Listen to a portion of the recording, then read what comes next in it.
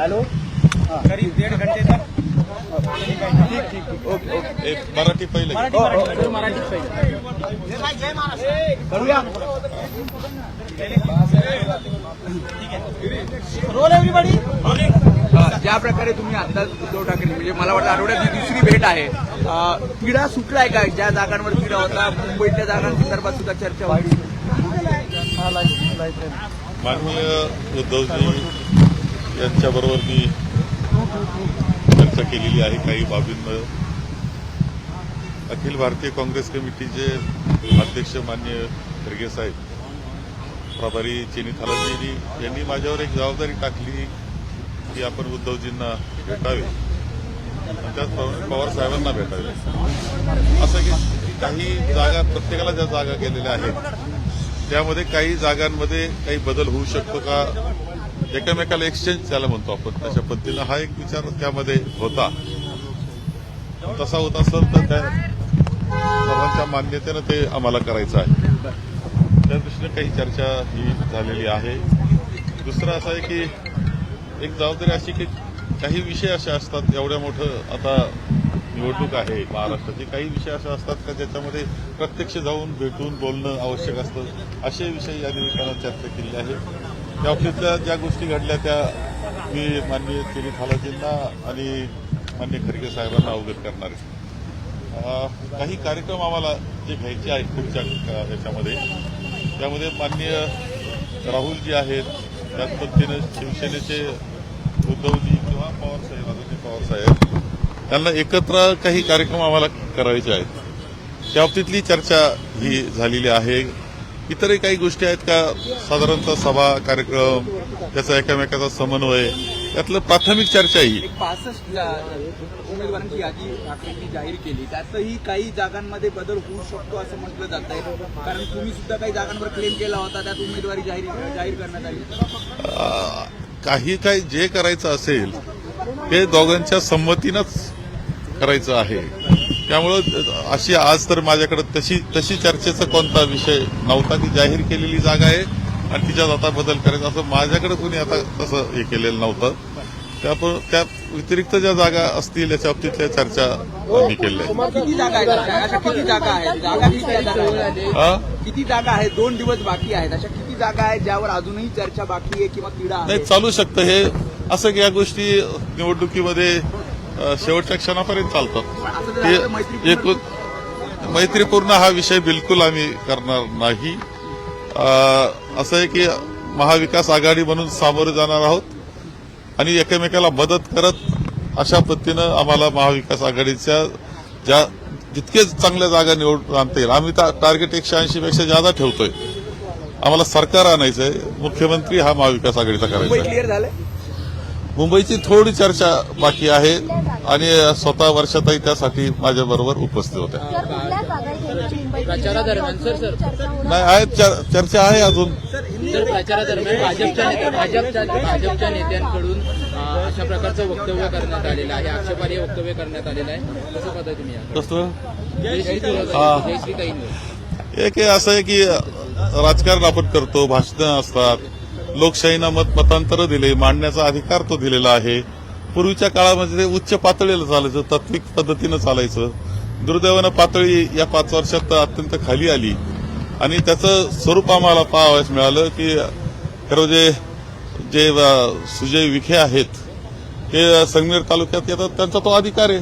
पण भाषण कोणत्या थराचं करावं, त्यांनी पहिले 2-3 सभेमध्ये इतक्या खालच्या पातळीला ते जात होते. परिणामतः त्यांचा एक कार्यकर्ता उठला आणि अत्यंत वाईट शब्दात, हीन शब्दात, गलिच्छ शब्दामध्ये त्याचं वर्णन सुद्धा करता येणार नाही आणि सांगता येणार नाही या शब्दामध्ये जयश्रीच्या संदर्भातलं वक्तव्य त्यांनी केलेलं आहे. त्याचा निषेध तर सगळे करतायत. आता ते ठीक आहे, काय मी माझ्या जबाबदारी महाराष्ट्राची आहे. माझ्या मतदारसंघाने सांगितलेलं आहे की तुम्ही महाराष्ट्राची जबाबदारी घ्या, आम्ही संगमनेर सांभाळतो. वातावरण हा, त्यामुळं ते पाहतायत आता. म्हणजे स्वतः जयश्री तर आजही ती फिरते, तिचा दौरा आहे, त्या पद्धतीनं बाकी लोक आहेत की जे कार्यकर्ते आणि नागरिक हे इतके समर्थ आहे ते सगळं सांभाळायला. त्यामुळं ठीक आहे, रात्रभर बसावं लागलं, तक्रार घेण्यामध्ये थोडीशी टाळाटाळ दिसत होती. अजूनही गुन्हेगार पकडला गेलेला नाही. इतकं वाईट वक्तव्य केल्यानंतर अजूनही जर तो कुठं लपून बसत असेल तर त्याचा शोध घेण्याची जबाबदारी आहे पोलीसची. असं नाहीये. म्हणजे तुमच्या प्रशासन राहिलं का नाही, सरकार आहे की नाही आता राज्यामध्ये हे वाटतंय. आणि ही एका महिलेचं असं आहे की ते जयश्री सोळा आपल्या जगातल्या सगळ्या महिलांवर केलेला ते अक्षर अशा प्रकारचं वाक्य आहे असं मला वाटतं. भारतीय याच्यामध्ये सुद्धा आहे. आणि लाडकी बहिणा असं एका बाजूला म्हणत असायचं मता करता आणि दुसऱ्या बाजूला महिलेवर मुलींवर घरात प्रत्येकाच्या घरात मुली बाळी आहेत. आपण जर असं वक्तव्य करायला लागलो खाली असं दुर्दैवानं असं आहे की ते हे नेते मंडळी जी स्टेजवर होती त्या वाक्याला टाळ्या वाजत होते. हे अत्यंत दुर्दैवाचं आहे. हे अत्यंत अक्षर याचा अर्थ बोलणारा वक्ता स्वतःच्या मनानं बोलण्यापेक्षा यांच्या सांगण्यानं बोलत होता. आणि म्हणून यांच्या मागचे जे मेंदू आहे बुद्धी आहे यांना सुद्धा वेळ आलेली आहे धडा शिकवण्याची. प्रिया सुळे किंवा या सुषमा अंधारे याच्या अगोदर देखील अनेक महिलांवरती अशा प्रकारची वक्तव्य करण्यात आली होती. कारवाई कोणावरतीच होत नाही. कारवाई असं आहे की काही करा तुम्ही. असं आहे की आमच्या पैलवान मुलींनी ज्यांनी गोल्ड मेडलपर्यंत जाऊन पोहोचतायत त्यांच्यावर अत्याचार झाले, त्यांनी तक्रार केली, तो मोकाट फिरतो आणि त्यांना मुलींना मात्र तुरुंगात टाकतात. हे यांचं लाडके बहीण आहे. त्यामुळे वेगळं सांगण्याची काही आवश्यकता आहे. सुजय विखे पाटील आंदोलन करतायत. त्यांचं म्हणणं आहे की आमच्यावर भ्याड हल्ला करत होते आपले कार्यकर्ते म्हणून. त्यांनी काय आंदोलन करावं जगाला सगळं माहिती आहे. त्यांचं ढोंग माहिती आहे. त्यांनी ज्या केलेले वक्तव्य माहिती आहे. त्याचा निषेध सगळ्यांनी केला पाहिजे. म्हणजे पक्ष बाकी सगळे मतभेद विसरून निषेध करावं अशा प्रकारचं हे सुजय विखे यांचं आणि त्यांच्या कार्यकर्त्यांचं वागणं आहे. जयश्री ताई के खिलाफ एक आपत्तिजनक शब्दों का प्रयोग किया गया जिसका उच्चारण भी नहीं किया जा सका और उस समय मंच पर बैठे हुए बीजेपी के नेता तालियां बजा रहे थे. उसमें पूर्व सांसद ये बहुत दुर्भाग्यपूर्ण है कि जो वक्तव्य उन्होंने किया है. मेरी बेटी है जयश्री, ये सच है. वो पॉलिटिक्स में भाग लेती है, डॉक्टर है, ऑन्कोलॉजिस्ट है, टाटा कैंसर हॉस्पिटल की वो डॉक्टर थी, कंसल्टेंट थी. अत्यंत दुर्भाग्यपूर्ण वक्तव्य है, बहुत गलिच्छ वक्तव्य है. और ये सच है कि जब ये कार्यकर्ता बोल रहा था, ऐसा वक्तव्य कर रहा था, तब ये सब नेता मंडली जो स्टेज पर थी वो ताली बजा रहे थे. ये तो अत्यंत दुर्दैव है. इसमें कोई सवाल मेरी बेटी ऐसा नहीं, सारी महिलाओं का ये इसमें महिलाओं के बारे में उन्होंने वक्तव्य किया, ऐसा समझने की जरूरत है.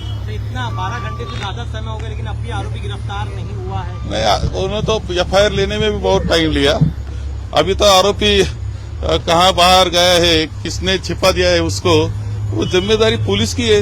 उनको ढूंढकर खोजकर जेल में डालना. सर, अब आप उद्धव जी से आपकी मुलाकात हुई, किन मुद्दों पर चर्चा हुई? सीट बंटवारे की मौजूदा नहीं, मुझे जिम्मेदारी माननीय खड़गे साहब, माननीय चेनी थाला जी, उन्होंने और एआईसीसी ने मुझ पर जिम्मेदारी डाली कि कुछ ऐसे निगोशिएशन होते, डायलॉग होते, करना चाहिए, संवाद करना चाहिए कि जो माननीय उद्धव जी के साथ करना चाहिए, माननीय पवार साहब के साथ करना चाहिए. तो ऐसे सारे मुद्दे होते हैं कि हमारे म्यूचुअल अंडरस्टैंडिंग से कुछ चेंजेस हो सकते हैं, तो वो करने के बारे में है.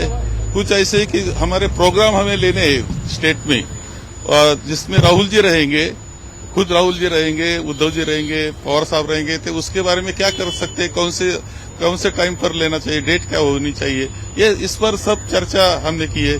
हमें जो कुछ और भी गारंटीज देना है, जाहिरनामा हमने निकलना है, इसके बारे में भी मैंने चर्चा की है. तो ऐसा कहा जा रहा है कि सीटें हैं जिस पर अभी भी आप लोगों की चर्चा जारी है. 5 सीटों में मिलनी चाहिए क्या, उस पर भी चर्चा हुई है क्या? सपा एसपी नहीं, इस पर चर्चा माननीय पवार साहब और हम करने वाले हैं. मैं 3:30 बजे माननीय पवार साहब को मिलने वाला हूँ. ऐसा कहा जा रहा है की सीटों को लेकर विवाद फंसा हुआ है. आप लोगों के नहीं, विवाद फंसा ऐसा नहीं है. अभी चल रहा है वो म्यूचुअल अंडरस्टैंडिंग में चल रहा है. थोड़ा सा मुंबई के बारे में जो चर्चा है कि कुछ 2-3 सीट के बारे में चर्चा चल रही तो है. एक सवाल ये बताया जा रहा है कि हरियाणा पैटर्न को रिपीट करते हुए आरएसएस जो है वो महाराष्ट्र में खास प्लान लेकर के आई है, स्ट्रैटेजी लेकर आई है. आपको लगता है कि संघ के किसी भी प्लान का फायदा बीजेपी को पहुंचेगा? ऐसा है कि हमें बीजेपी मालूम है, आरएसएस मालूम है, उनकी कुटिल नीति में वो प्रसिद्ध है, ये भी मालूम है. तो ये महाराष्ट्र है, ये शाहू फुले आंबेडकर का महाराष्ट्र है, ये भी ध्यान में रखना चाहिए.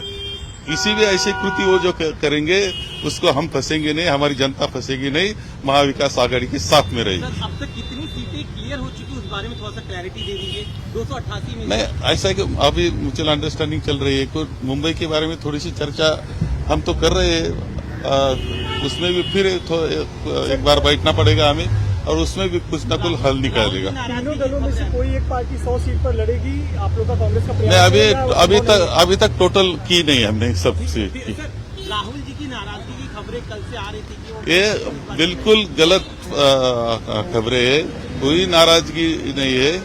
वो है ऐसा होता है कि ये सीट क्यों नहीं मिला, वो सीट क्यों नहीं मिला, ये मिलना चाहिए, वो मिलना, इतने तक हो सकती है।